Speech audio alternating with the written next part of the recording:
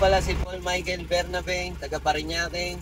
Shoutout nga pala sa tropa kong si Jonard Dacumos, nagturo sa akin dito sa magandang driving school. Yan. Go! Sa mga gustong magpa-additional code, pumunta na kayo pumasyal dito sa driving school ng PDC ni Sir Mon. Yan. Salamat, Go, sir. So, ayan po, si Sir Mike. Mag-additional to ng code 3. So, yan. Pinapunta to dito ni Sir Jonald Dacumo. Yan. Salamat sa iyo, sir. Dati kong estudyante yon. So yun nga po pala, shout out sa mga estudyante ko na laging nagtutulong sa akin na yung mga kakilala nila pinapapunta dito sa akin. Yan. Ito si sir mag-a-add ng code 3.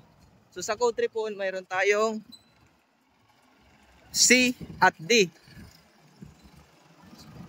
So ang kukunin ni sir ay code C para sa straight track. Di naman siya magbabas. Iba kasi yung sa bus po, code D naman yon. Yan. At yung mga gusto mag-code 8, ayan.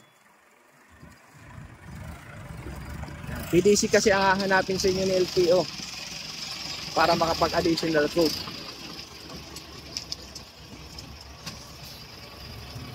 So ito si sir, ang lisensya niya 4 years study na professional. So qualified na po siya.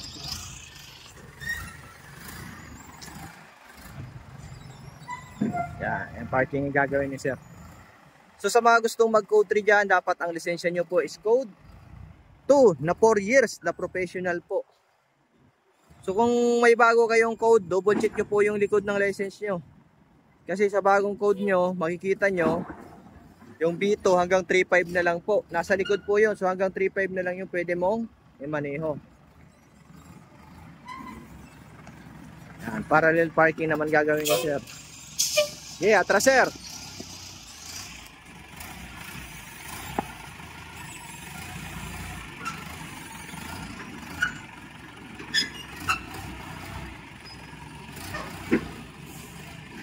Okay, atras. Yan. Pa. Up.